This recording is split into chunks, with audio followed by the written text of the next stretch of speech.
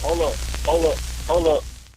It's that boy G Plans. Don't give a damn. He cooler than a fan. Walking real tall. Some say he's a man.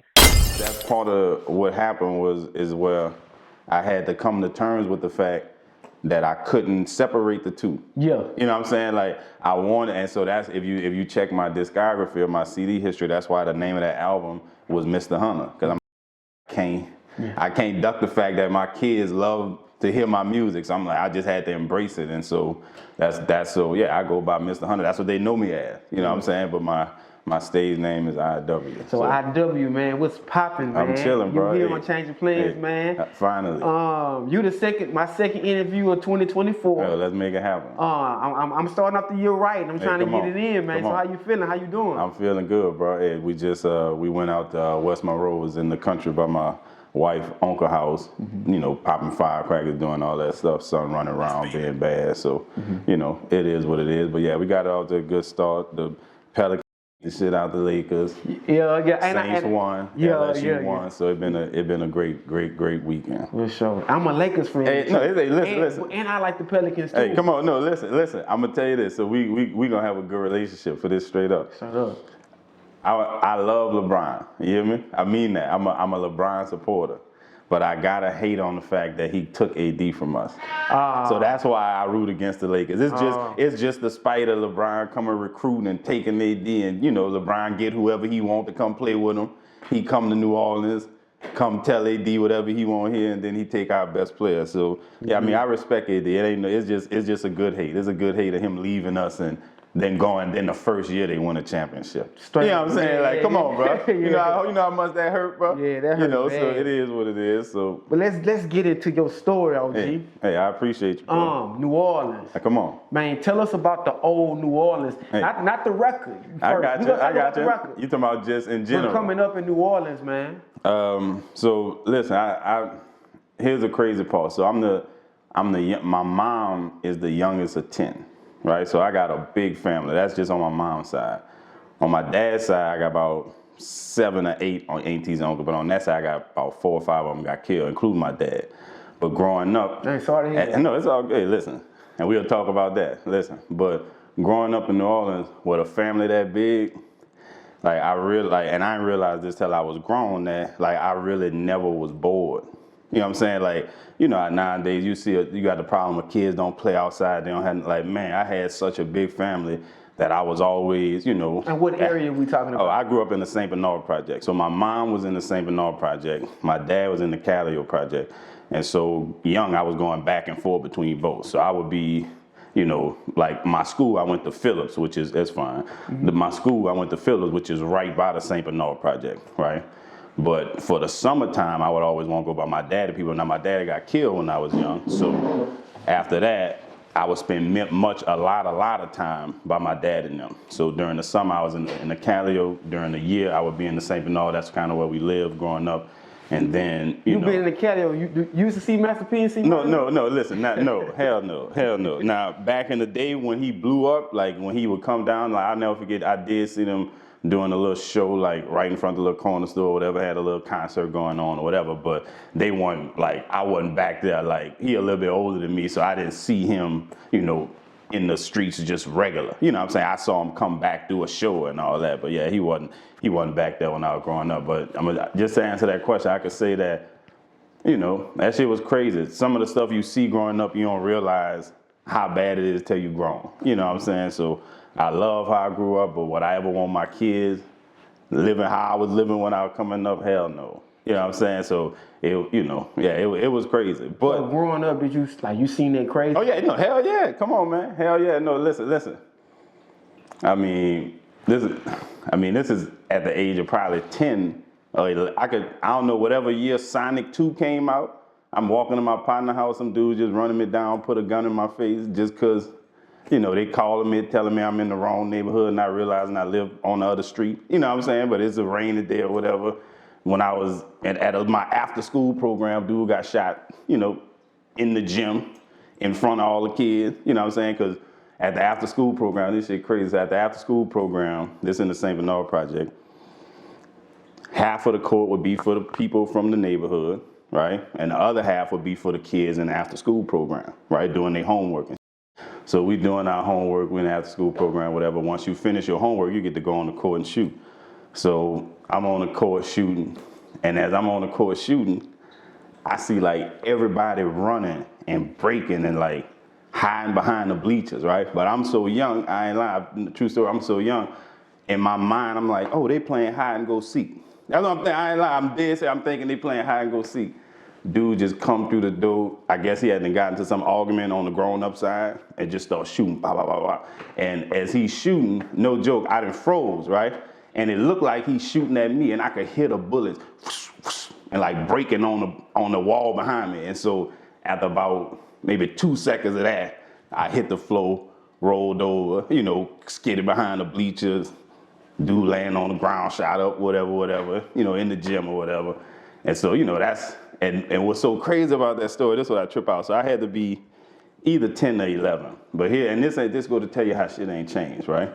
So as I'm walking home, so I leave, I walk out, trying not to look at the dude on the ground, right? I leave out the gym, and the whole time I'm walking home, I'm just thinking to myself, I'm crying, right? But every car that's passing, I gotta walk down St. Bernard Avenue. I'm tripping thinking, oh, they gonna get me, right? And I'm saying they gonna get me because they know I saw, right? But not realizing they don't give a fuck because everybody saw. Nigga, you ain't the only one in there saw that. Nigga, everybody saw that. But me being young, but imagine being the 11-year-old with that mind state that, man, nigga, I gotta hide because I saw some shit. You know what I'm saying? So growing up, yeah, it was crazy. So that's just, I done seen all kinds of shit like that. Man. Yeah, so I mean, that's just one story. But yeah, I didn't see, niggas get shot. I mean, so after you seeing it, like, did you tell your mom? Yeah, no, listen, here's the crazy part. I'll never forget, I get home, I tell my uncle and them sitting on the porch, they laughing. No joke. Like, man, chill out, what you crying for? That's what they told me. Like, no joke. So I mean, it's crazy. It's some other crazy shit. So, I mean, but it's also, I go back to, even when I was young, and I'm gonna go there, but I always did my schoolwork when I was young. I was always like, when elementary was, made straight A's and shit like that, right? Smart guy. No, listen. And my family, I'll never forget, my grandma and them tripped out because I'll never forget my grandma and them used to watch Wheel of Fortune like that. I used to be solving all the puzzles, and my grandma and them hyping me up, telling me, oh, that boy's so smart, whatever. So as a little kid, I just kind of always took pride in that. But as a youngster, it just, having that big family, I also got protected by that shit. See what I'm saying? So literally, by me being and them seeing some potential in me, like a lot of my family members, they would steer me away from shit that they were doing, right? I wouldn't have to work, like, so for example, so the story I'm about to tell you, another one is that, so we're in the St. Bernard project, and just so you could see about choices and what you doing, how you got choices, right? So I'm in the St. Bernard project, I'll never forget, I'm writing, I used to keep a little diary, right? I'm just writing in my diary, I'm upstairs, we're on the second floor in the St. Bernard project, I'm writing in this diary. And if you know how the project's set up, they got the driveway side, and then they got the courtway side where you play at, which is the grass side, right? I hear a car just zooming up the grass side, like you're not supposed to be driving up here, this is the grass, like the play area side, right? And I look out the window and I just can't see, but I just see caught tires, this car just screeching or whatever. And so then maybe like a minute or two later, my cousin come running inside, saying somebody was trying to kill him or whatever. These people, whoever was in this car was trying to run him down or whatever. Now, what they were trying to run him down for, I don't know. I don't know about that part of the story.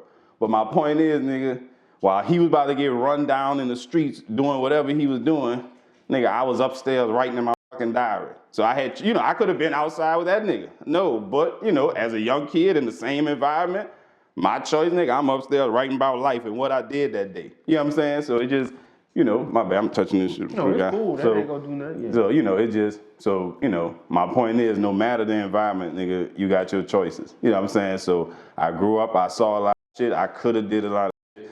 And not saying I ain't do things that could have got me in trouble. That I got in trouble. I can't, I wasn't no angel. You know what I'm saying? But my point is, you gotta make choices, with your future in mind. So during this time, and this is the project for the low income housing. Yeah, hell yeah. Is it still standing? They knocked it down? These not the same after Katrina. We talking about the brick projects, like Yeah, so now if you go, the St. Bernard project don't look how it used to look. The Callio project don't look how it used to look. Now it look like, fancy apartments, it's like pretty done up now, but yeah, so it don't look nothing how it used to look. What notable names came out your project? From the St. Bernard project, I mean, right now, I mean, they got. I'm saying back then, back then though, because we know I said Callio, we know that's where C Murder them from. Well, I know Manny Fresh from the Seven Wall, so Manny Fresh, he one of the big producers from Cash Money, so I know he came out St. Bernard. Yeah, he repped downtown. I don't know which project, but I know I used to see him in the St. Bernard back then. He had a car that everybody would notice. He'd be riding through the project and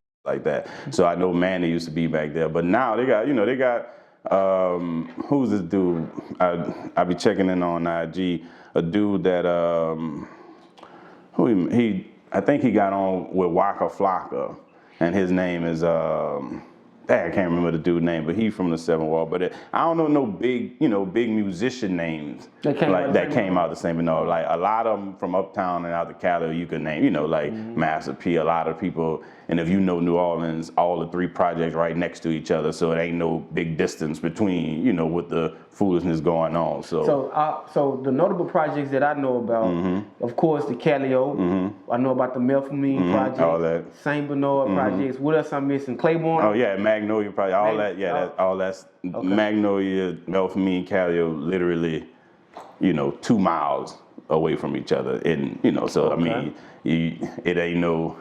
You can walk to each of them. You know what I'm saying? Okay. Like literally during parade season, we used to walk from the Callio all the way to Chapatula. So you walk through all the projects, going like that. So, but yeah, growing up in a project, literally in New Orleans, all I can say is when you in it, you don't know. Yeah. So when I was young, I wouldn't trade my upbringing for nothing. I mean that. You hear me? Like straight up.